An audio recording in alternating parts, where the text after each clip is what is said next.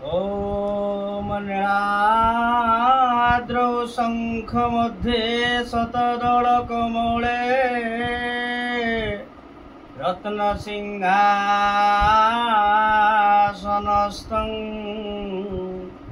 सर्वालंकारयुक्तं नवघनरुचिरं संयुक्तं चाग्रजेन भद्राय वाम भागे रथ चरणजुत ब्रह्मा रुद्रेन्द्र वन्द्यं देवानां सारमेश सजन परिवृत ब्रह्मदारु स्मरामि ब्रह्मदारु स्मरामि। जय जगन्नाथ जय जगन्नाथ जय जगन्नाथ जय गुरु जय गुरु। सर्वप्रथम मोर इष्टमूर्ति ठाकुर श्री श्री शिशुनंद महाप्रभु को ब्रह्मदारू स्वरूप जगन्नाथ बलभद्र सुभद्रा सुदर्शन को शतकोटि भक्तिपूत प्रणाम निवेदन समर्पण करुअछि। प्रातः स्मरणीय गुरुदेव सद्गुरुदेव परमहंस श्रीमद बाबा बलियांकर अभय चरणारविंदर शतकोटि प्रणाम निवेदन करुअछि। आज होछि पवित्र देवस्नान पूर्णिमा। तेणु देवस्नान पूर्णिमा रे समस्त भक्तंकर मंगल कामना करुछि। श्री ब्रह्म दारुंग पाखे प्रार्थना करुछि आपणकर परिवार समस्त अधिभौतिक अधिदैविक आध्यात्मिक ताप खंडन हो। समस्त मंगल सुख शांति रुहंतु विश्वर कल्याण। ये जो प्रकृत रे देवस्नान पूर्णिमा कौन कहीं आम पालन करुछ देखु ना जिते बेले द्वापर युग शेष हो भगवान श्रीकृष्ण को जारासवर आज सर निक्षेप करिसंती। तेणु भगवान आज कौन वैकुंठपुर गले एपटे कौन करिसंती ना तांको शरीर को जिते बेले समुद्र में मेली देइसंती। तेणु सी मध्य कौन होइसंती ना भासी भासी जाउछ दारू स्वरूप तार एपट को टिके आउ टिके पछकु फेरिबा जे द्वापर युग पर शेष पर कली युग रे विश्वावसु शबर जेते बेले पूजा करुछंती नीलमाधव नीलमाधवंकर जे प्रतिश्रुति थिला आम दुई जनक भितरे जे मते तुमे देखुछ पूजा करुछ तृतीय लोक एठी पसिबे जदि तृतीय व्यक्ति एठी आसीबो तबे मु आउ रहिबी। तेणु ए कथा जेते बेले करिसंती कहिसंती तेणु तापरे विद्यापति आसीचंती। राजा इंद्रदीपन को स्वप्न हला मु एठी अछि मते नेही तुमे जे दारू स्वरूप रे जे मते तुमे मंदिर प्रतिष्ठा कर मते नहीं जा। तो राजा को स्वप्न हला परे विद्यापति जाइछंती विश्वावसु शबर आज पूजा करुछंती फलमूल मंत्र किछि जानंती भगवान किछि देखंती। भगवान कहंती एटी हम शास्त्र कहउछंती जे कले पत्रं पुष्पं फलं तयं जो मे भगत्या प्रदच्छति तदह भक्त प्रभुतमस्नामि प्रददात्मन। भक्तिर भाव प्रेम रे जदि जे पत्र फूल बा जल टिए दिए मुझे ग्रहण करे विश्वावसु सबर किछि मंत्र जानती खाली भक्तिर भाव किछि फल रे दनारे आनिले फल आनिक दे दियंती प्रभु खाइबे।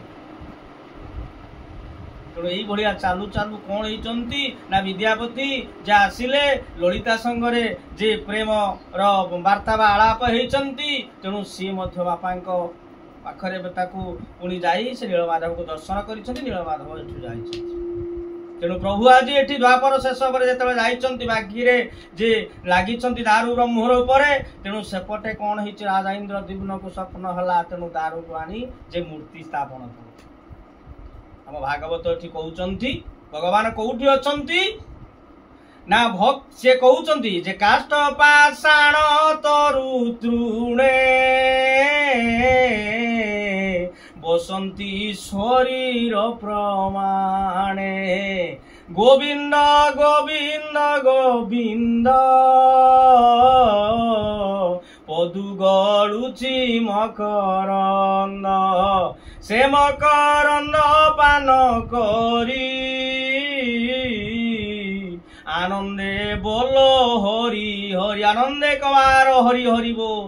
ତେଣୁ କାଷ୍ଠ ପାଷାଣ ତରୁ ତୃଣ ବସନ୍ତି ଶରୀର ପ୍ରମାଣ ପ୍ରଭୁ ସେଇ ତେଣୁ କଣ ହେଇଛନ୍ତି ନା ସେ ଦାରୁଙ୍କୁ ଆଣିଲେ ଆଣି ତାଙ୍କୁ ଯେତେବେଳେ ମନ୍ଦିର ପ୍ରତିଷ୍ଠା ହଉଛନ୍ତି ତେଣୁ ମା ଗୁଣ୍ଡିଚା ରାଣୀ ଆଜି କହୁଛନ୍ତି ନା ଏଠି ଠାକୁର ଆଜି ପ୍ରତିଷ୍ଠା ହେବେ। ତେଣୁ ଦାରୁ ବ୍ରହ୍ମ ସେଠି ପ୍ରତିଷ୍ଠିତ ହବା ପାଇଁ ଏଇ ଦିନ ଜ୍ୟେଷ୍ଠ ମାସ ପୂର୍ଣ୍ଣିମା ଏଇ ଜ୍ୟେଷ୍ଠ ପୂର୍ଣ୍ଣିମାରେ ତେଣୁ କଣ ହେଇଛନ୍ତି ନା ଦେବତାଙ୍କର ଯୋଉ ସ୍ନାନ ତେଣୁ ଆମର ଏଇ ବିଶେଷ କରି ଆମ ଉତ୍କଳୀୟ ପରମ୍ପରାରେ ଏଇ ଯୋଉ ଦେବସ୍ନାନ ପୂର୍ଣ୍ଣିମା ଜଗନ୍ନାଥଙ୍କର ମାନବୀୟ ଲୀଳାରେ ଜଗନ୍ନାଥଙ୍କୁ ସ୍ନାନ ଯେ କରିବା ପାଇଁ ପ୍ରଥମେ ମନ୍ଦିର ପ୍ରତିଷ୍ଠା ହେଲା। ପ୍ରତିଷ୍ଠା ଭିତରେ ଆଜି କଣ କରୁଛନ୍ତି ନା ଆଜି ଗୁଣ୍ଡିଚା ରାଣୀ ରାଜା ଇନ୍ଦ୍ରଦ୍ୟୁମ୍ନ ବିଦ୍ୟାପତି ବିଶ୍ୱାବସୁ ଶବର ତତ୍ ସହିତ ବ୍ରହ୍ମାଙ୍କର ଏଇ ଯୋଉ ସ୍ୱରୂପ ଯୋଉ ନିର୍ମାଣ ସମସ୍ତେ ଆଜି ଉପସ୍ଥିତ ହେଇଛନ୍ତି।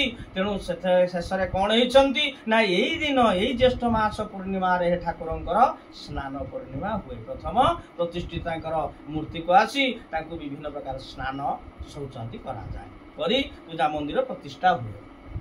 ତେଣୁ ଯାହା ହଉ ଆଉ ସ୍ନାନ କଣ ନା ଦ୍ୱାପର ଯୁଗରେ ଯେତେବେଳେ ଦ୍ୱାପର ଯୁଗରେ ଭଗବାନ କୃଷ୍ଣ ଥିଲେ ଏଇ ସମୟରେ କଣ କରୁଛନ୍ତି ନା ଗୋପୀମାନେ ଆଜି ସ୍ନାନ କରୁଥିଲେ। ଗୋପୀମାନେ ଆଜି ଯମୁନା ନଦୀକୁ ଯାଉଛନ୍ତି। ଯମୁନା ନଦୀ କୂଳରେ ବାଲୁକା ବା କାନ୍ତାୟନୀ ବ୍ରତ କରୁଛନ୍ତି। କୃଷ୍ଣ ଆମର ସ୍ୱାମୀ ହୁଅନ୍ତୁ ଏଇ ଯୋଉ ଭାବରେ ବ୍ରତ ଯେ ଏଇ ସମୟରେ ଯେତେବେଳେ ସ୍ନାନ କରିବା ପାଇଁ ଯାଆନ୍ତି ସେତେବେଳେ କୃଷ୍ଣ ଆଜି କଣ କଲେ ନା ତାଙ୍କ ବଂଶୀ ନେଇ ସେ କଦମ୍ବ ଡାଳରେ ସେ ରହି ସେ ଆଜି ଗୋପୀମାନଙ୍କର ବସ୍ତ୍ରକୁ ଯେ କଣ ନା ହରଣ କରି। ତେଣୁ ଏଇ ଯୋଉ ହରଣ ସ୍ନାନ ସମୟରେ ତେଣୁ ସେଠି ଗୋପୀମାନେ କହିଥିଲେ ଆମର ବସ୍ତ୍ର ତୁମେ ନଉଛ ଦଉନ ତମେ ଦିନେ ଏମିତି ସମୟ ଆସିବ ତୁମେ ମଧ୍ୟ ଆଜି କଣ ତୁମର ବସ୍ତ୍ରକୁ ସେଇଭଳିଆ ତମେ ଆଜି ସ୍ନାନ କରୁଥିବ ଆମେ ରାତିରେ ସ୍ନାନ କରୁଛେ ତୁମେ ଆଜି ଦେଖୁଛ। ତେଣୁ ତୁମେ ନିଶ୍ଚିତ ଭାବରେ ତମର ଦିନେ ସ୍ନାନ ହବ ଭଗବାନଙ୍କ ପାଖରେ ନେ ଭକ୍ତମାନେ ତମକୁ ଲକ୍ଷ ଲକ୍ଷ ଯେ ଭକ୍ତ ତମକୁ ଆଜି ଦର୍ଶନ କରିବେ ଦେଖିବେ। ତେଣୁ ଏଇ ଦେବସ୍ନାନ ପୂର୍ଣ୍ଣିମାରେ ତେଣୁ ଆଜି ସ୍ୱୟଂ ଭଗବାନ ଯେ ବର୍ଷରେ ଦୁଇଥର ଆଜି ସେ ବାହାରକୁ ଆସନ୍ତି କେବଳ ଭଗବାନ ଭକ୍ତ ଯାଏ ଭଗବାନଙ୍କୁ ଦର୍ଶନ କରିବା ପାଇଁ ପୂଜା କରିବା ପାଇଁ ତାର ମନସ୍କାମନା ଜଣେଇବା ପାଇଁ। କିନ୍ତୁ ସ୍ୱୟଂ ଭଗବାନ ବର୍ଷକୁ ଦୁଇଥର ଆସନ୍ତି ଯେ ବାହାର ଗୋଟିଏ ସ୍ନାନ ପୂର୍ଣ୍ଣିମା ଆଉ ଗୋଟିଏ ଶ୍ରୀ ଗୁଣ୍ଡିଚା। ତେଣୁ ଏଇ ସ୍ନାନରେ ଯେତେବେଳେ ଭଗବାନ ଆସନ୍ତି ତେଣୁ ଶେଷରେ କଣ ପ୍ରଥମେ ସ୍ନାନ ହବ ତାପରେ ଖାଦ୍ୟ। ତେଣୁ ନ ଖାଇ ନ ପିଇ ପ୍ରଭୁ ଆଜି ଆସନ୍ତି। ଆସିଲା ପରେ ତାଙ୍କୁ ସ୍ନାନ ଯେତେବେଳେ କରାଯାଏ ତେଣୁ ଅଗଣିତ ଭକ୍ତ ତେଣୁ ଯେ ଘଣ୍ଟ ଯେ ମୃଦଙ୍ଗ ଏଇ ଯୋଉ ତାଳରେ ତାଙ୍କୁ ଟାଇହା ପକେଇ ଯେତେବେଳେ ଆଣୁଛନ୍ତି ସ୍ନାନ ମଣ୍ଡପକୁ ପ୍ରଭୁ ଆଜି ଆସୁଛନ୍ତି। ସ୍ନାନ ମଣ୍ଡପରେ ତାଙ୍କର ଭକ୍ତମାନଙ୍କୁ ଦର୍ଶନ କରିବେ ଦେଖିବେ। ଏହି ସମୟରେ କଣ ହେଇଛନ୍ତି ନା ପ୍ରଭୁ ଯେତେବେଳେ ସ୍ନାନ କରୁଛନ୍ତି ଜଗନ୍ନାଥ ବଳଭଦ୍ର ସୁଭଦ୍ରା ଓ ସୁଦର୍ଶନ ଏଇ ଚାରି ମୂର୍ତ୍ତି ରହିଗଲେ ତାପରେ ସ୍ନାନ କରିବେ। ଯେତେବେଳେ ସ୍ନାନ କରିବା ପାଇଁ ଯାଉଛନ୍ତି ଏଇ ସ୍ନାନରେ କଣ କଲେ ନା ସୁନା କଳସୀରେ 108 ଗଗରା ଯେ ଜଳ ଯୋଉ ଆମର ଆଣି ସେଠି କଣ ଦଇତାପତି ମାନେ ଆଜି କଣ କରୁଛନ୍ତି ତେଣୁ ତାଙ୍କୁ ସ୍ନାନ କରି ଯେ ସ୍ନାନ ଯେତେବେଳେ ଆସିବେ ତାଙ୍କୁ ସ୍ନାନ କରିବା ପୂର୍ବରୁ ତାଙ୍କୁ ଯେ ଷୋଡ଼ଶ ଉପଚାର ଯେ ମଦନ ମୋହନ ତେଣୁ ଭଗବାନଙ୍କର ଯୋଉ ମୂର୍ତ୍ତି ଯେ ଆଣି ତାକୁ ସ୍ନାନ କଲା ପରେ ସେଠି କଣ କରୁଛନ୍ତି ନା ଯେତେବେଳେ 108 ଗଗରା ସ୍ନାନ ଜଳ ଆଣିଲେ ଏ 108 ଗଗରାରେ ଯେ 35 ଗଗରା ଯେ ଜଳ ହଉଛି ଆଜି ଜଗନ୍ନାଥଙ୍କର ମସ୍ତକରେ ଧାରଣ ଯେ ଢାଳୁଛନ୍ତି ସ୍ନାନ କରୁଛନ୍ତି। ଆଉ 33 ଗଗରା ଜଳ ହଉଛି ବଡ଼ ଭାଇ ଯେ ବଳଭଦ୍ରଙ୍କର ସ୍ୱରୂପରେ ବା ତାଙ୍କ ମଥାରେ ସ୍ନାନ କରୁଛନ୍ତି। ମା ସୁଭଦ୍ରାଙ୍କ ପାଖରେ 22 ଗଗରା ଢାଳୁଛନ୍ତି ଏବଂ ଆଉ ରହିଲେ ସୁଦର୍ଶନ ମହାରାଜ। ତେଣୁ ସୁଦର୍ଶନଙ୍କର ଚକ୍ରରାଜ ସୁଦର୍ଶନ ତାଙ୍କୁ ମଧ୍ୟ 18 ଗଗରା ଏଇ ଯୋଉ 18 ଗଗରା ଟୋଟାଲ ମିଶି ସବୁ ମିଶି ହେଇଗଲା କଣ ନା 108 ଯେ ଗଗରା। ତେଣୁ ଏଇ ଯୋଉ 108 ଗରା ହଉଛି ଜଳରେ ତାଙ୍କୁ ସ୍ନାନ କଲେ। ସ୍ନାନ ପରେ ତାଙ୍କୁ ସେଇ ସମୟରେ ଯେତେବେଳେ ଉପଚାର ପୂଜା କରାଯାଏ ଷୋଡ଼ଶ ଉପଚାର आसन पादासन पाद्य स्वागत गंध पुष्प धूप दीप नैवेद्य आरती जो विभिन्न प्रकार विभिन्न जे कौन करती ना नैवेद्य देई आरती करी जो 1650 पूजा करा जाए से जल विभिन्न समस्त तीर्थरू जल आनी स्नान करा जाए। स्नान समय तेणु शंख घंटा जे हुड़हुड़ी हरिबोल अगणित भक्त आज प्रभु को दर्शन करती। कथा अच्छी जे भगवान को जे तीनोटी जे स्वरूप दर्शन कले जे पुनर्जन्म न विद्यते। तीनोटी स्वरूप कौन? तीनोटी दिन रे से कहउचंती जे प्रथमे से दोले च दोल गोविंद चापे तु मधुसूदन रथे तु वामनं दृष्ट्वा पुनर्जन्म न विद्यते। दल यात्रा होउतबो सेई दल यात्रा रे कौन होउचंती ना भगवान को दर्शन कले पुनर्जन्म हुए नहीं। आउ कौन हुए ना जेते बेले स्नान मंडप रे भगवान को स्नान करूथा सेता बेले प्रभु भगवान मधुसूदन स्वरूप रे थांती। तेणु आउ जेते बेले श्री गुंडीचा तेणु गुंडीचा यात्रा रे रथ रे जेते बेले प्रभु वामनंकर स्वरूप रे थांती सेते बेले दर्शन कले ये जीवन कौन सार्थक हो जा। ए माया मोह संसार रे आउ जंजाल रे से पड़े ना से भगवान पाखरे विलीन हो जा। तेणु तदपरे एक कथा कहउचंती देखंते जो स्नान जो आमर अच्छी अक्षय तृतीया जो चंदन पूर्णिमा जो से पाखरु आसी आमर ज्येष्ठ पूर्णिमा तक ये 42 दिन धरी जो भगवान चंदन यात्रा बा जो आरंभ हुए ई स्नान जे तेणु स्नान परे तदपरे कौन होती ना भगवान को भेष करा जाए। कौ भेष ना ये गजानन गजानन वेश कहीं करा जाए ना स्नान हो गला स्नान हो गला बरे गजानन वेश करा जाए ना। महाराष्ट्र एक पंडित सी होउचंती गणपति भट्ट। सी गणेश को बहुत भल पाती गणेश भगवान को पूजा करती।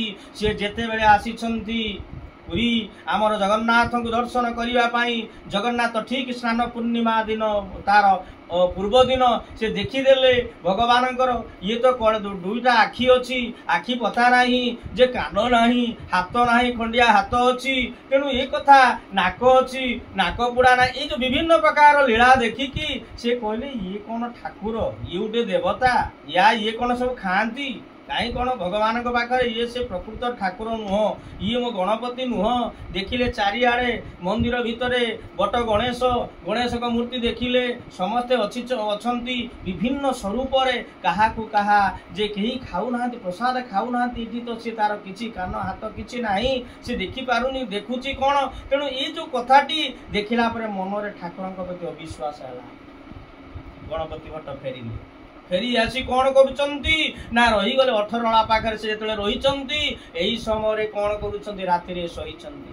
राति रे दुई जन यही जो कला रंगार आ गोरा रंगर दुई पुरुष आज दुई भाई कालिया बड़िया दुई जन गले कहे होइयो तुमे जाइथिलो मते देखी कहीं फेरी आसिलो आज कहीं तुमे फेरिलो काली जीव तुमर मनस्कामना पूर्ण हम तुमे काली मोर स्नान पूर्णिमा हो तुमे जीव सेठी दर्शन करिवो। तेणु ये स्वप्न देखिले ये राजा इंद्रदीप आज कौन राजा को स्वप्न है राजा जे से गणपति भट्ट को डाकिले से दर्शन कले स्नान है स्नान हो गला 108 गरा जिते बड़े स्नान हो जाइछंती स्नान हो सारा आज भाव भक्ति रे प्रेम रे आज गणपति भट्ट अनै दौरान से कालिया से बड़िया से कला जगन्नाथ को आज जगन्नाथ को देखला प्रभु देखीदेले आज गणपति भट्ट ये तुम से गणेश स्वयं आज जगन्नाथ हो गले पायं स्वयं गणेश हो गले सुंड हो गला।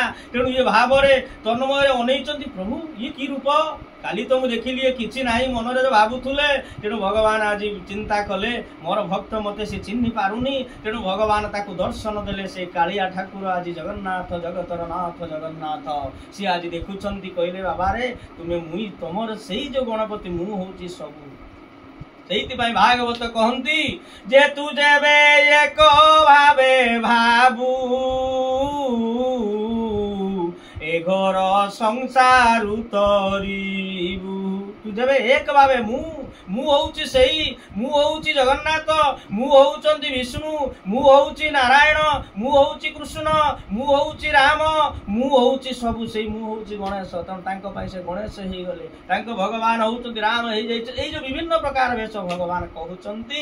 ତେଣୁ ଆଜି ଗଣପତି ଭଟ୍ଟ ଦେଖିଦେଲେ ଆଜି ଗଣେଶଙ୍କର ଯୋଉ ସ୍ୱରୂପ ସ୍ୱୟଂ ସେଇଥିପାଇଁ ଆଜି ଦଇତାପତି ମାନେ ବ୍ରାହ୍ମଣ ମାନେ ଜଗନ୍ନାଥଙ୍କୁ ସ୍ନାନ ପରେ ତାଙ୍କୁ କଣ କରୁଛନ୍ତି ନା ଗଣେଶଙ୍କର যে প্রতিমূর্তি বা জগন্নাথ বলভদ্রক আজ গণপতি রূপে আজ তাকে কণ করছেন চুন্দ লগাই আজ গণেশ গজানন রূপে তাকে পূজা করা যাচ্ছে। স্নান ইয়ে হচ্ছে স্নান বিধি। ততপরে যেতবে 108 বা এই যে স্নান কলে প্রভু ইয়ে মানবীয় লীলারে তেণু কণ করছেন না ভগবানଙ୍କୁ আ 108 জ্বর হয়ে যাব। ଆମକୁ ଯେମିତି ବେଶୀ ଗାଧେଇଲେ ସ୍ନାନ କଲେ ଜ୍ୱର ହେଇଯାଏ, ସେଇଭଳିଆ ଠାକୁରଙ୍କୁ ମଧ୍ୟ ଯେ ଅଣସର ଘର ମାନେ ସେଠି କେହି ଯିବେନି ଦଇତାପତି ମାନେ। ତେଣୁ ବିଭିନ୍ନ ପ୍ରକାର ତାକୁ ଜ୍ୱର ହେଇଯିବ। ଜ୍ୱର ହେଲା ପରେ ଯେମିତି ଆମେ ଗୋଟେ ହସ୍ପିଟାଲ ଯାଉ, ତେଣୁ ତାଙ୍କ ପାଇଁ ସେ ଘର ତାଙ୍କ ଘର ସେଠି ସେ ପୁରା ସେଠି ସବୁ କେହି ଭକ୍ତ ଆଉ ଚଳାଚଳ କରିବେନି। କାରଣ ଦଇତାପତି ସେବକ ମାନେ ନେଇ ତାଙ୍କୁ କ'ଣ ଜ୍ୱର ହବ, ତାଙ୍କୁ ଫୁଲୁରି ତେଲ ଇତ୍ୟାଦି ବିଭିନ୍ନ ନେଇ ତାକୁ ମାନେ সেবা সচেতন করবে। তেণু ইয়ে স্নান হয়ে সারা পরে শেষে কণ করবে না পুনি নবযৌবন প্রাপ্ত হওয়া গুন্ডিচারে আরম্ভ হওয়া। তেমন কথাটি এইটি আমি রাখবা। এই স্নান হচ্ছে যে এই যে স্নান দেবস্নান ପୂର୍ଣ୍ଣମୀରେ ଇଏ ଦେବତା ମାନଙ୍କର ଜଗନ୍ନାଥଙ୍କର ଯେଉଁ ଜଗତର ନାଥ ଜଗନ୍ନାଥ, ତେଣୁ ସେ ତାଙ୍କର ଯେଉଁ ସ୍ନାନ ଯାତ୍ରା ଆକୁ ଦର୍ଶନ କଲେ ମଧ୍ୟ ପୁନର୍ଜନ୍ମ ଯେ ନ ବିଦ୍ୟତେ, ପୁନର୍ଜନ୍ମ ହେବ ନାହିଁ। ତେଣୁ ଆମେ ସେଇ ଭଗବାନଙ୍କ ପାଖରେ ବିଲୀନ ହେଇଯିବା। ଜୟ ଗୁରୁ, ଜୟ ଶିଶୁନନ୍ଦ, ଜୟ ଜଗନ୍ନାଥ, ଜୟ ଜଗନ୍ନାଥ।